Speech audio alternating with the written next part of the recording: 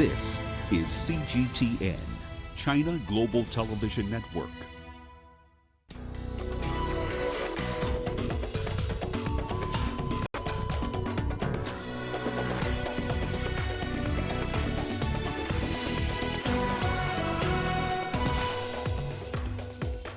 Coronavirus death toll surpasses 2,000 as a suspected case tests negative in Egypt.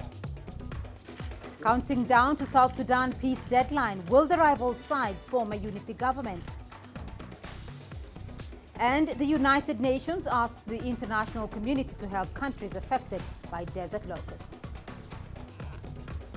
This is CGTN. Welcome to Africa Live with me, Beatrice Marshall, in Nairobi. We'll bring you the details on those stories in just a moment, but first, Uche Okoronkwo with the day's business headlines. Uche. Thank you, Beatrice. And here's a look at what's coming up on Africa Live Biz. The U.S. pushes for an all-inclusive deal on the Nile Dam project. And Tanzania bags cash to overhaul its railway network. Of course, all that coming up within the program. For now, it's back to you, Beatrice. Uche, thank you. And let's start off with the latest on the coronavirus outbreak. The total number of confirmed cases in China has surpassed 74,000. The death toll is now over 2,000, while close to 15,000 have recovered. The daily number of new confirmed cases in China has fallen to less than 2,000. The majority of confirmed cases are in Hubei province, which has more than 61,000. Around 70% of them are in the provincial capital Wuhan, where the outbreak began. Outside of Hubei, the provinces of Guangdong, Sichuan and Henan are the most affected areas, with each reporting more than 1,100 cases. Beijing has reported 393 and Shanghai 333. The virus has spread to 26 other countries, which altogether have reported over 1,000 cases. Japan is the worst hit country outside China, with 1 death and 706 cases. Most of them are passengers on a quarantined cruise ship. Chinese Vice Premier Sun Chunlan is leading a central government group on the fight against the novel coronavirus in Hubei province. Sun said while health experts were making steady progress, it was still a volatile situation at the epicenter. She called for more screenings to speed up diagnosis of cases. Sun added there was a huge effort to ensure all patients in the province were getting the treatment they needed. Well, Wuhan authorities have launched a 3-day door-to-door screening campaign for people infected with coronavirus. Today is the final day. Our reporter Xiao Yunfei has the details on the progress. Most part of China's situation is getting much and much better, but here at the epicenter of the coronavirus outbreak, the situation is still very severe. Wuhan is undergone the most strict door-to-door screening, meaning that previously people only do door-to-door screening through the internet and get to know people's situation and their healthy condition as well as their temperature through WeChat or other instant messages. But now they will really knock on the doors and check each single person for each single household, check their temperatures and understand their healthy situation. Now, what's behind me? It's a small community over here. As you can see, the door to the community is completely shut down. Now, every household will get a quota. Each household only have 1 member go out every 3 days, and they only can go out with a ticket offered by the community as well as with an identification card. So only by that they'll be able to hand out. And the whole point of that is to reduce the traveling of people, to reduce people-to-people interaction, and to reduce infection. At the same time, they're increasing the number of bed capacity at local hospitals and community hospitals or makeshift hospitals or temporarily a quarantine zone. Now, so far, the health official gave us a number. They are have a little bit more beds than patients. It's at a tight but balanced demand and supply. But certainly, as the end of the screening, we may expect more cases, so they definitely will boost their capacity of beds. When are they going to stop it? Until when they see the equal amount of people get infected and the equal amount with the amount of people get discharged from the hospital. And by that time, people would say, okay, this is the peak point, and we may see the situation gets better. But now, nobody can guarantee what time that will happen. Well, one of the world's leading independent general medical journals, The Lancet, has published a statement written by public health scientists supporting Chinese medical professionals as they fight COVID-19. In the statement released on Tuesday, the public health scientists also disputed rumors about how a new coronavirus emerged. They condemned conspiracy theories suggesting that COVID-19 does not have a natural origin. They also said they stand by the science and health professionals in China and support their fight against the virus. Now, the World Health Organization says it is backing China's aggressive measures to stop the spread of the coronavirus. Its head of emergencies says the World Health Organization fully supports the approach. It says Chinese authorities should ensure the virus does not get a foothold in Beijing and other cities, while also continuing the battle in Wuhan. So the first objective in Wuhan was to contain the virus at the epicenter, and you've heard the Director General speak, fight the virus at the epicenter. Suppressing that virus now allows space to really do much more active surveillance. So what China are trying to do is, while they're getting success in putting out one fire, they don't want the fire to start somewhere else. So they're taking very directed measures to ensure that people returning to the city are observed and monitored. Now, as Wuhan gets back on its feet, the men and women who make house calls in the name of the city's health have not missed a beat. CGTN Sun Tianyuan followed one worker who is happy to be making a difference no matter what it takes. Walking, knocking, and more knocking. We have to knock on each door in this entire building. Yesterday, my colleagues' knuckles were red and swollen.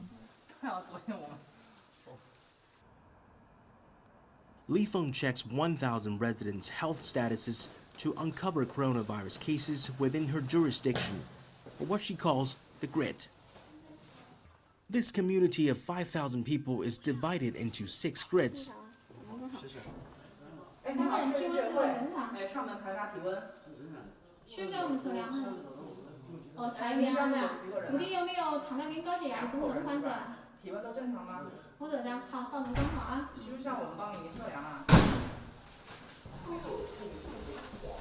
It has become a daily routine for Wuhan's community workers since the coronavirus outbreak. My colleagues and I have worked every day since February the 2nd. No days off, no weekends.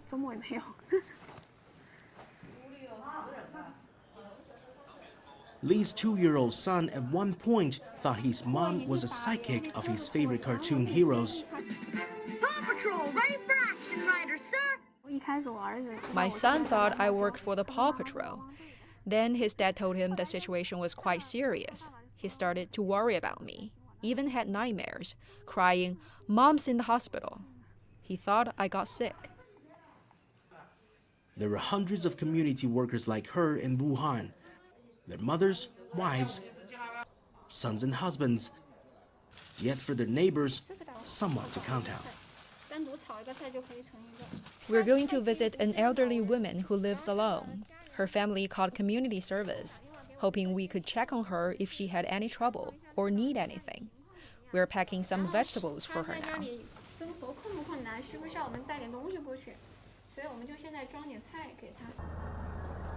Many elderly people live in this old neighborhood. Some suffer from chronic diseases. It makes them more vulnerable to this deadly virus. Aside from daily checks, the staff and community service volunteers also bring these people food and medicine. 78-year-old Miss Yu lives alone. Her family was either busy at work or heeding calls to stay indoors. This time, the worker brought carrots for her beef stew. I'm very thankful for their services. It's so heartwarming. I'm very touched by the authorities' efforts and care for me. I live alone, but I do feel I'm in good hands.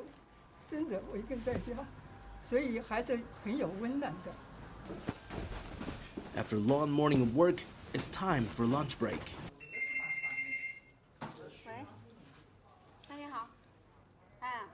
Or maybe not. Her work continues either at the office or visiting each floor. Lee's shift ends at 5:30. She carpools with her colleagues for the long ride home. When we asked if we could visit her family, Lee hesitated and declined our request. But this dedicated public servant says she'd welcome us anytime if it weren't for the outbreak. Sun Tianyuan, CGTN, Wuhan. The World Health Organization Eastern Mediterranean Office has announced that 20 of 22 countries within its jurisdiction can now diagnose COVID-19 domestically. The World Health Organization has also announced that a suspected case in Egypt has tested negative.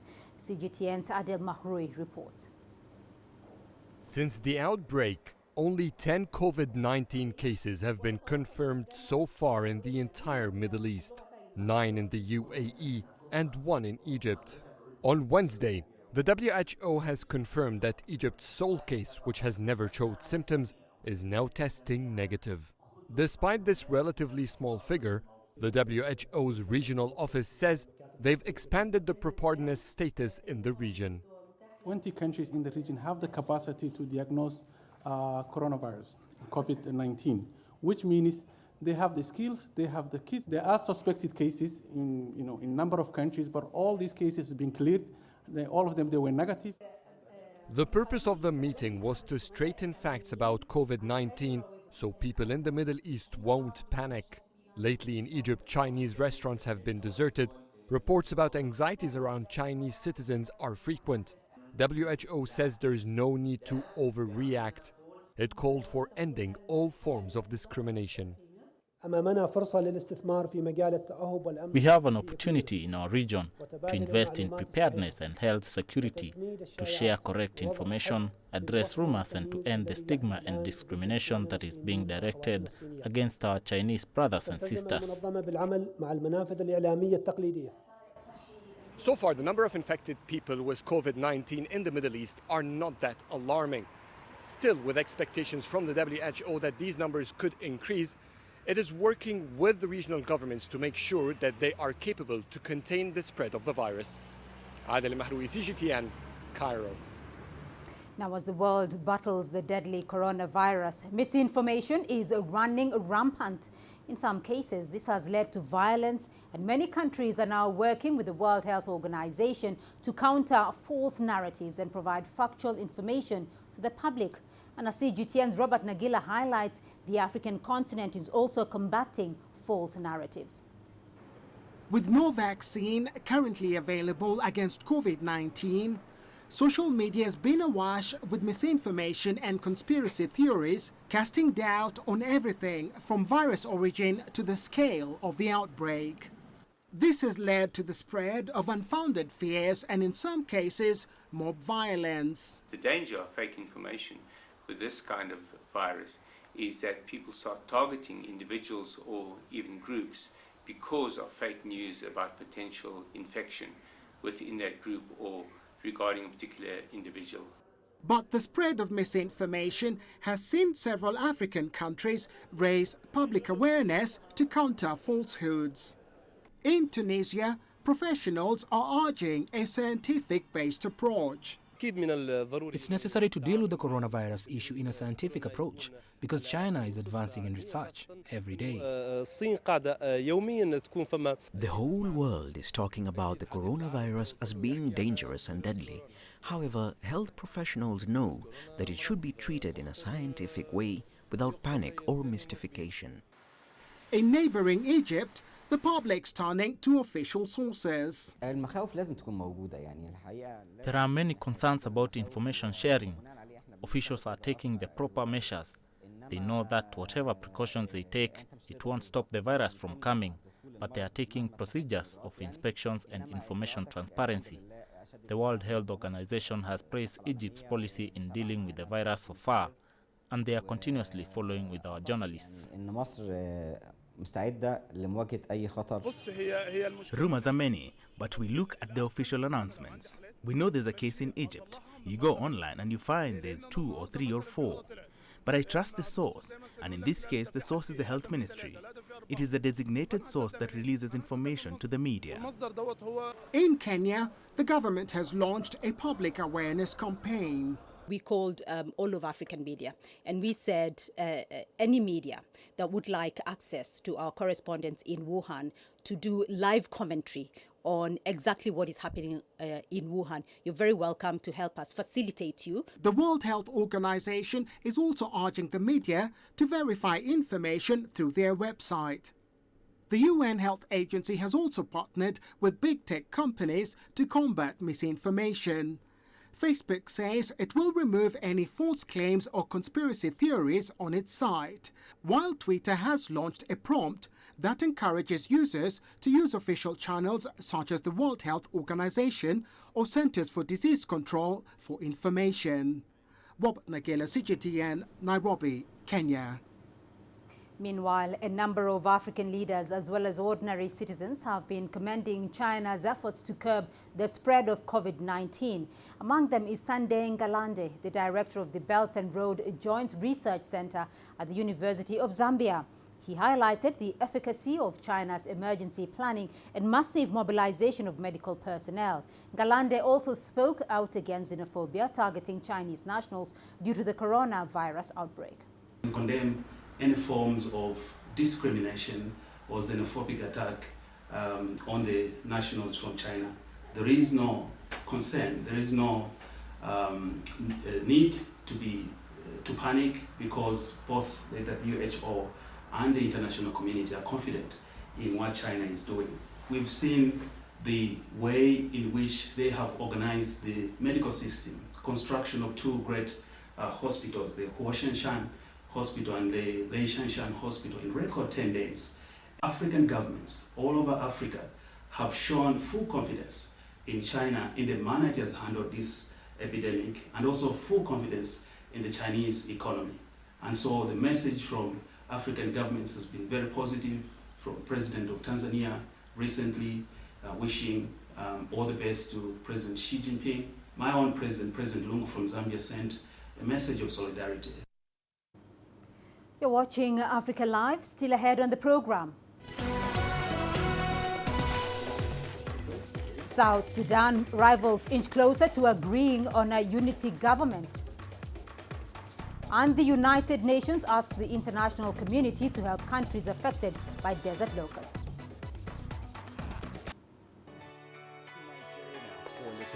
Data out of the country. The country's foreign currency reserves. With a dedicated and diverse team of anchors, CGTN now brings Africa to the palm of your hand. I'm Penina Karibe in the heart of Nairobi, which is bustling. From everyday heroes to the continent's most powerful figures, we bring their voices to you. We haven't changed. And this is something most of us are very excited about. We bring you news that's changing perspectives. I'm Ucheoko reporting from Nairobi's city center. News that brings Africa to the world.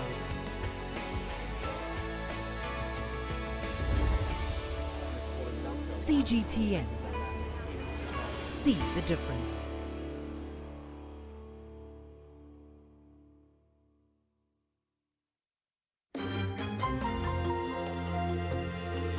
Africa Live. Find your voice.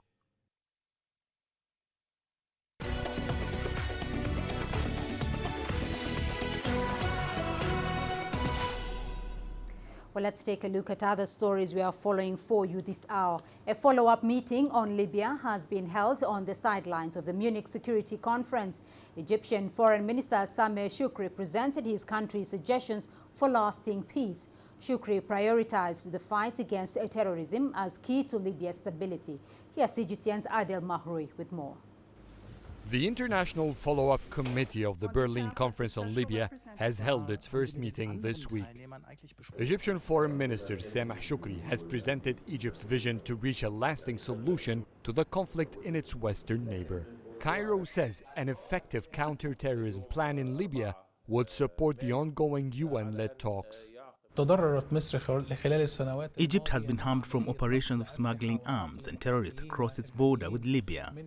Tens of security forces have been killed in the process.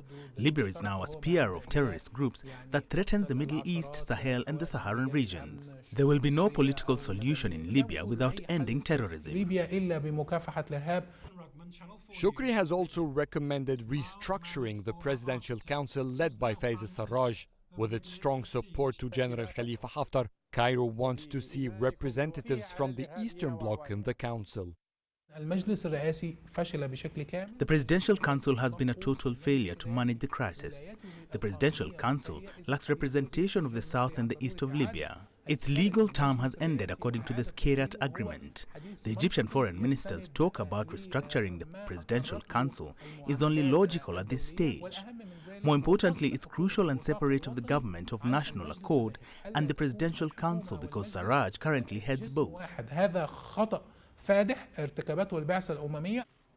Nations participating in the Libya meeting have renewed their call to halt the fighting, to commit to the arms embargo, and to support the 3 tracks of negotiations sponsored by the United Nations.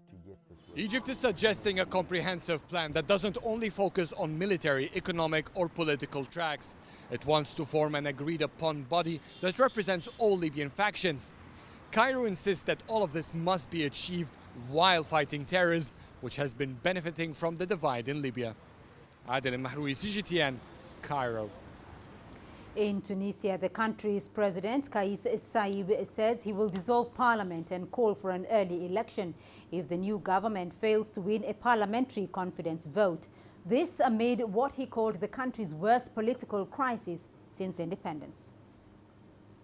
The president has rejected the political maneuvers of the ruling parties.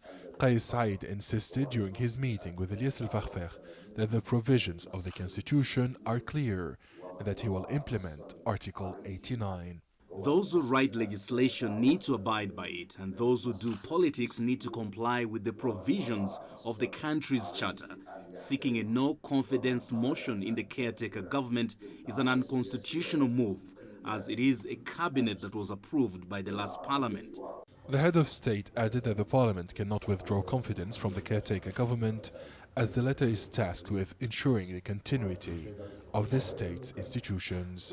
Even if the government loses a no-confidence vote, it will be still a caretaker government. The parliament cannot withdraw confidence from a cabinet it did not approve. If the members of parliament fail to grant confidence in a government, the president may dissolve the assembly and call for new legislative elections. The Labour Union and the Union of Industry called on political parties participating in the consultations on the government lineup to make concessions, reiterating the need to form a government of experts. Tunisia is going through a critical phase at the political level, and it will have an impact on the economic and social situation. The situation requires expanding the scope of consultations so as to achieve effective results. Ilyes El-Fakhfakh met the independent members of his proposed government to shed light on the progress of the government formation process. He urged for unity before the expiration of constitutional deadlines. The Tunisian constitution stipulates that early elections could be held within a minimum of 45 days and a maximum of 90 days. The Prime Minister designate has less than 48 hours to present his final cabinet lineup. Adnan Shawishi, CGTN, Tunis. Every year, South Africa's National Defence Forces host a show for foreign military attaches, local, regional and national politicians, as well as the media. It is called the SANDF Capability Demonstration. Angela Coppola has more. The country's defence force has been under immense pressure recently as the national government continues to cut its budget, allocating money to other more pressing social needs. We wanted to show the public and all the invited guests the capabilities of the defence force in general. From the army, from the air force, as you see today, we're demonstrating the capabilities of the defence force in general. The SANDF got the job done despite a couple of small hiccups. What's important to take note here is just how financially strained the South African military is. and that this kind of demonstration doesn't come cheap, and the fact that they can still pull it off to the point where, from the outsider's perspective, you can't really tell the difference. That's a very positive sign at the moment, that the soldiers can still fight, the weapons can still shoot, the bombs can still fall on target, despite the huge challenges that the Department of Defense faces. The Defense Department is feeling the budgetary pinch, and it's being felt especially in the Air Force, where pilots of all the Air Force assets are in the same position. Reduced training time because there isn't any budget. I mean, it becomes so difficult that you get a little airtime to practice each and every single thing that you conduct as a pilot. And then if you've got limited airtime actually in that way, your skills, you tend to get rusty actually when it gets to that. As the national budget speech approaches, some in the army are making a direct appeal to Finance Minister Tito Mboweni. More money for the defense force so that we can have our capability, our defense, our budget, so that we can buy a lot of equipment for the defense force so that we can protect our South Africa. The SANDF put their best foot forward today, and hopefully the visiting attaches and the members from the different arms of that SANDF were suitably impressed and showing that they can actually deal with any eventuality. I'm Angelo Coppola for CGTN near Polokwane in South Africa.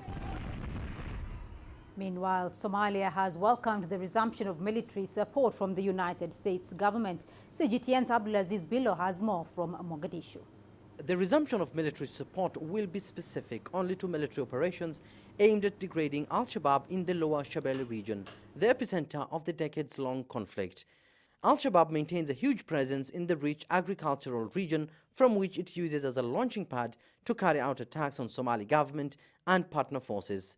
The United States suspended the program more than 2 years ago due to massive corruption in the army, with commanders failing to account for military aid provided by Washington. However, recent reforms by the government, including a nationwide biometric registration of the army, has renewed confidence among donors who now say Somalia is serious in reforming its army, disintegrated by years of conflict.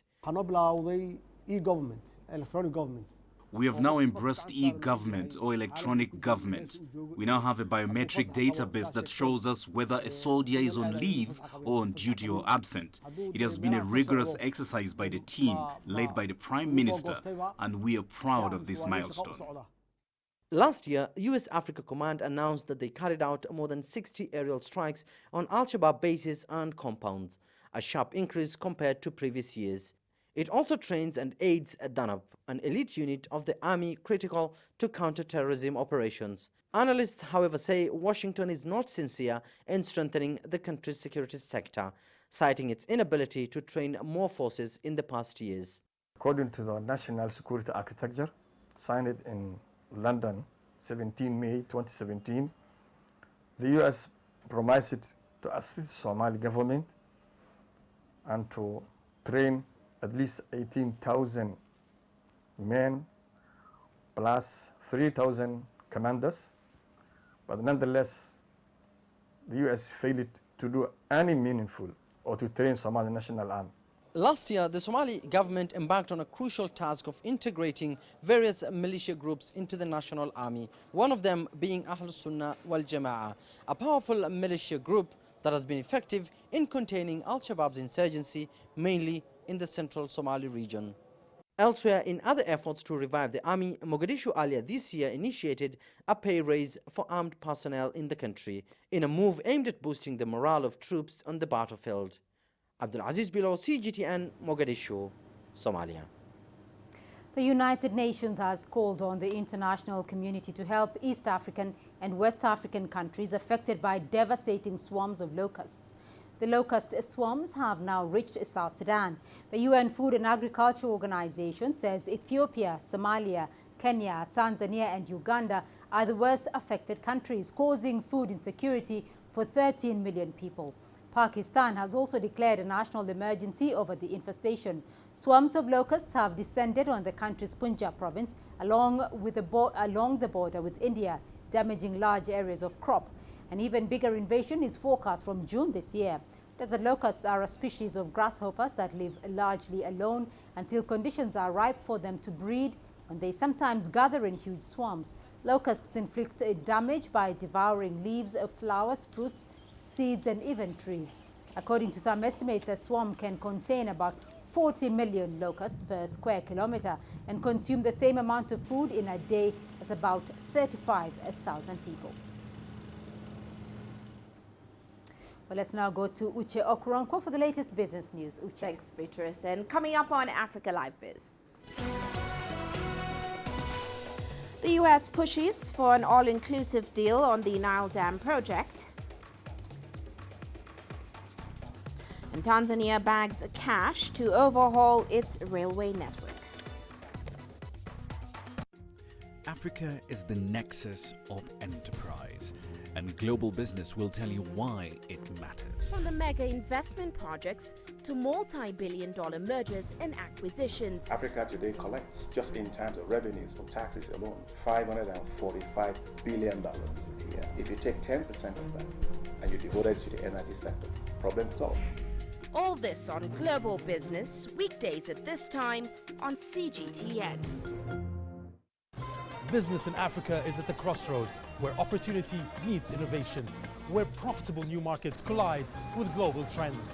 From the sound of an African bell on a stock market's floor, to the shout of the trader in a bustling free market. It's colorful, vibrant, and exotic. CGTN stands at the gateway to Europe, Africa, and the Middle East. From Morocco to South Africa, we talk to the deal makers and actors who fuel its engines of growth. Only on CGTN.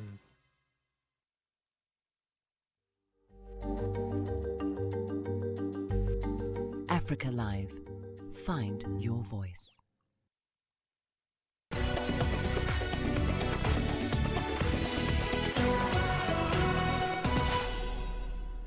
Now, U.S. Secretary of State Mike Pompeo is encouraging Ethiopia, Sudan and Egypt to reach an agreement on the Grand Ethiopian Renaissance Dam. Now, the construction of the dam has sparked a protracted diplomatic crisis between Cairo and Addis Ababa. While in Ethiopia, Pompeo said the U.S. objective was to find a solution that will work for all three countries. Ethiopia says the hydropower project is crucial to its economic development, but Egypt is worried the dam will affect the flow of the Nile, which of course is its main source of fresh water. The construction of the $4 billion Grand Ethiopian Renaissance Dam began in early 2011. At the time, Egypt was in political upheaval following a popular uprising that toppled former President Hosni Mubarak. Now, the dam is crucial to Ethiopia's bid to become Africa's biggest power exporter. It is projected to produce more than 6,000 megawatts of power. Our objective, the United States objective, and I think the objective of Ethiopia's leadership, Egypt's leadership, and the Sudanese leadership is to come to an accommodation that works for each of the three countries, to teach the peoples of each of those three nations fairly. I think there's a solution to that will work, but our mission set is not to impose a solution on this, but rather to get the three countries to come together around a solution that each of them acknowledges works for the concerns of all three nations. And heading to South Africa now, the country's ailing power utility Eskom urgently needs cash to stabilize its ballooning debt pile. Now, Eskom's new CEO, Andre de Ruyter, expects the funds to come from a rise in tariffs or new equity. The utility supplies about 90% of South Africa's power, but it is struggling to meet demand. Its bid for a big electricity tariff increase was rejected by a court this month. Eskom had proposed to hike tariffs by 16.6% from April 2020 and a further 16.7% from April 2021. Now, the proposal for an urgent rate hike followed an error by the regulator NERSA, which in 2019 set Eskom's tariff rises between 9.4% and 5.2% successively from 2019 to 2022. And on to Tanzania now, where the government says plans for completing the second phase of the country's biggest railway project are still underway. It has signed an agreement to secure an almost $1.5 billion loan from about 17 lenders. Now, when complete, the railway is expected to improve trade by providing much-needed transport into the country's regions, as well as connect other landlocked East African nations to the Dar es Salaam port. Here's CGTN's Daniel Kijo with more. A much-needed breakthrough. Tanzania secures funds to complete the second phase of its $7.6 billion standard gauge railway project. Standard Chartered Tanzania acted as a deal coordinator, pulling together funds from 17 global lenders, which provided $1.4 billion. The second phase will cover a distance of 550 kilometers from Dar es Salaam to Makutupora. The modern railway is expected to reduce travel time by using an electric train. This is a project that's going to change the lives of our people. Even now as it's being built, it already employs many people. Raw materials like cement used for the project are produced locally.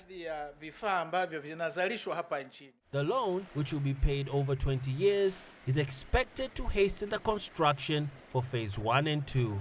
Railway officials say Phase 1 is completed at 70% and Phase 2 at 30%. Tanzania largely depends on road networks for cargo transportation, leading to extreme levels of road congestion. The railway will reduce congestion since most of the cargo will be moved on trains, something the Standard Chartered CEO says will change and create economic growth.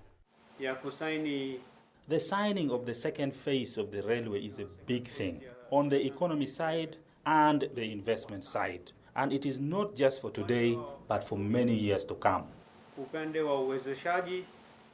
The project has already created more than 8,000 new direct employment opportunities for locals. It is also expected to improve trade within the East African region by connecting Tanzania to Burundi, Rwanda, and the Democratic Republic of Congo.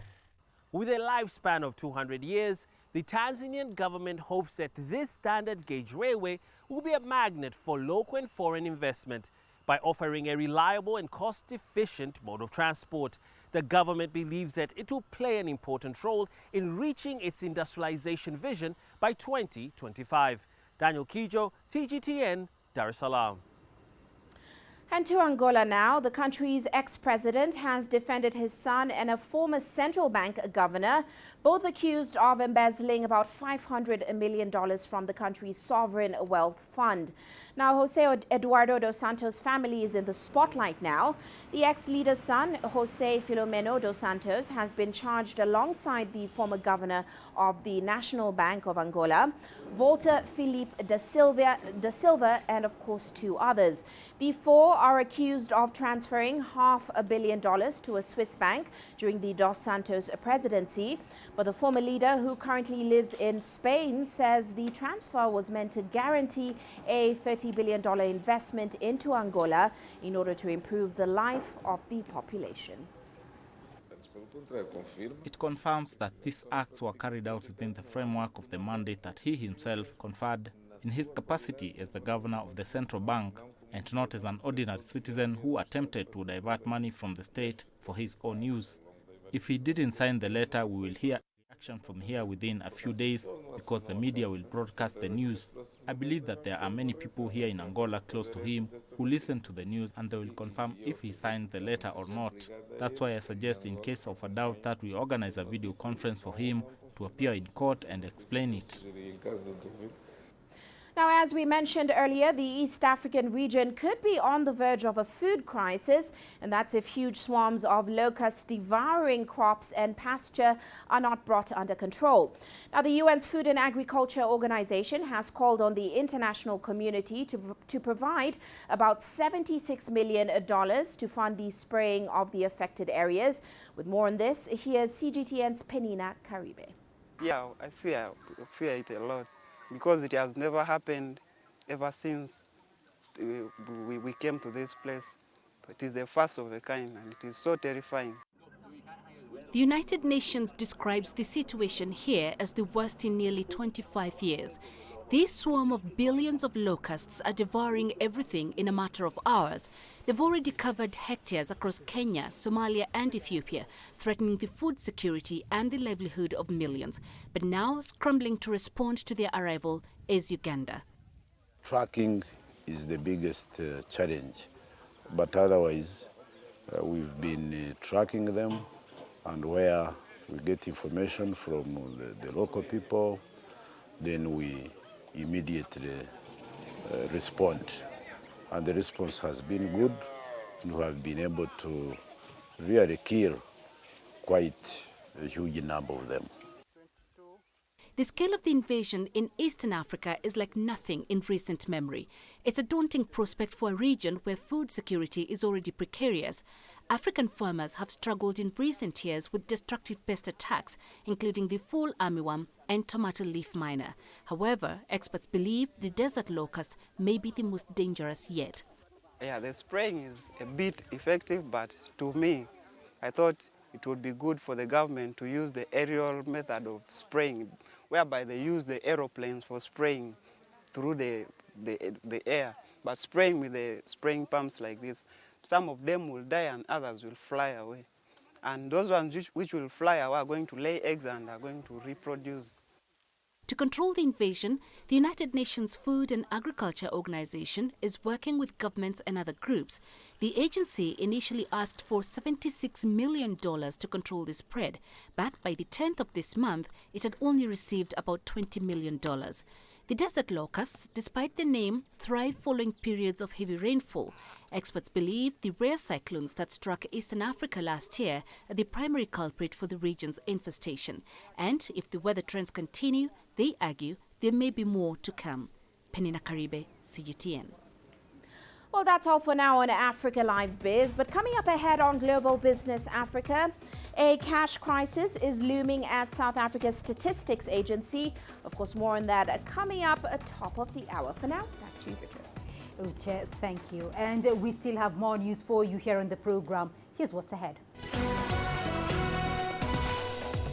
Find out how trade in bushmeat is threatening endangered wildlife in the Democratic Republic of Congo. Join us in Global Business and see Africa through our eyes. The greatest journeys, the greatest sights, the greatest adventures. Here in Panalter, this weir allows the locals to walk on water. We're far more than just TV news.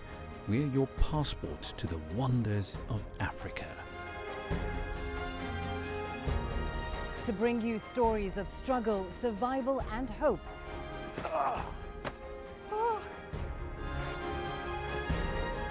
So let's explore.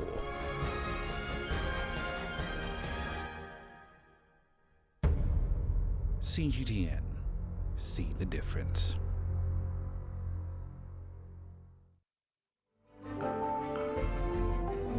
Africa Live. Find your voice.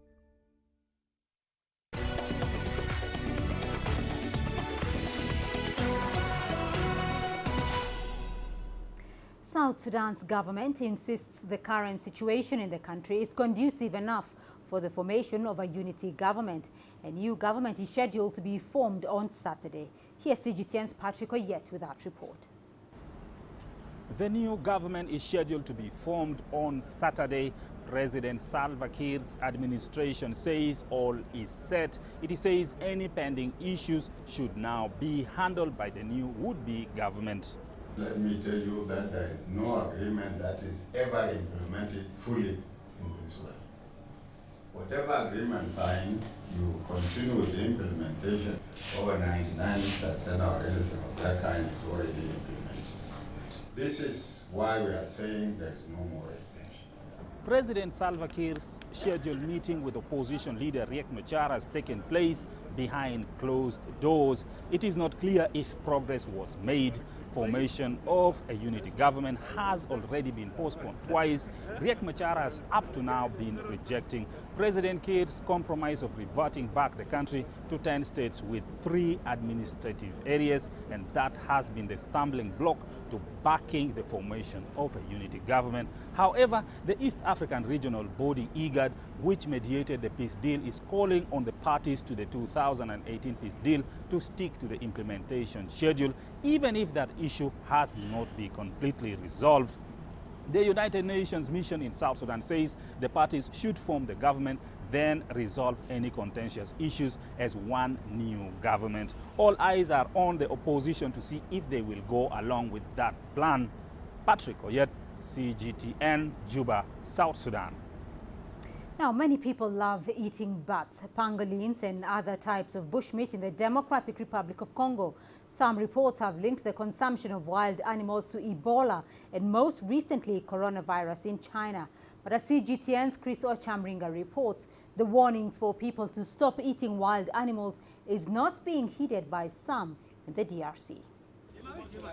It's lunch break for Punju Masifi. He's a Congolese citizen working at a port in the DRC capital, Kinshasa.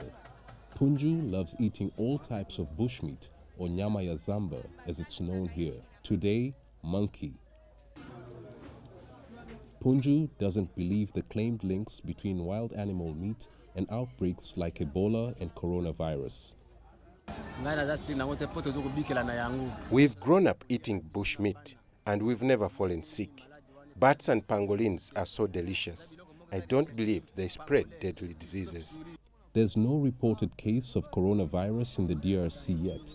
Most of the bushmeat sold in Kinshasa comes from the western part of the DRC and ends up in this market where hundreds of people come to buy.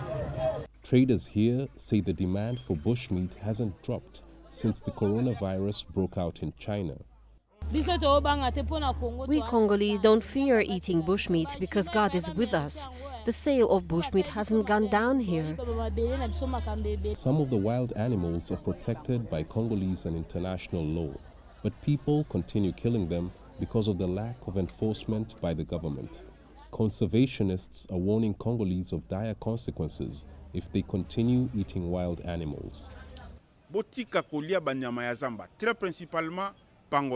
We should stop eating pangolins because they are protected species and researchers have linked them to the deadly coronavirus.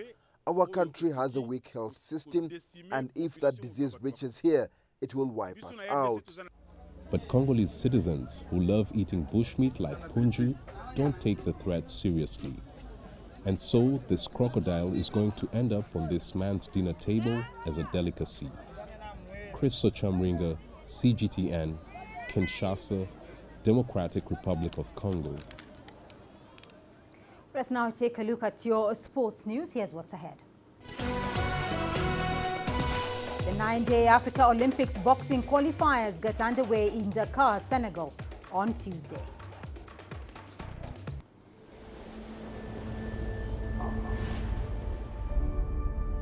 How would you create your legend? On the fields, on the tracks, in the arenas of Africa. Were you born to be a player? Could this moment be yours?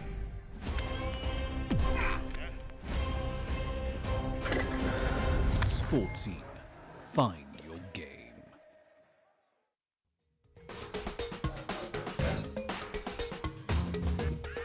Africa Live. Find your voice.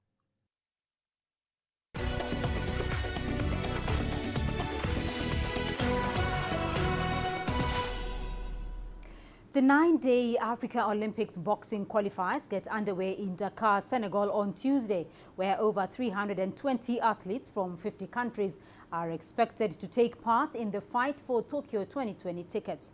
Senegalese boxers are keen on securing the maximum number of places on home soil. Here's CGTN's Mahia Mutwa with more details. Every evening, boxers selected to carry the flag of Senegal train in this room of the Iba Mar Diop Stadium in Dakar. After the warm-up sessions, including the skipping rope, they follow up with punching bags, mock fights, and go through some punching techniques with their coaches. Nearly a dozen boxers actively took part in the training camp, and among them, one female boxer hoping to realize her Olympic dream. We are in a good state of mind, and soon we are going to the competition site. We have already met a few competitors and are in a hurry to be there. Physically, we are ready.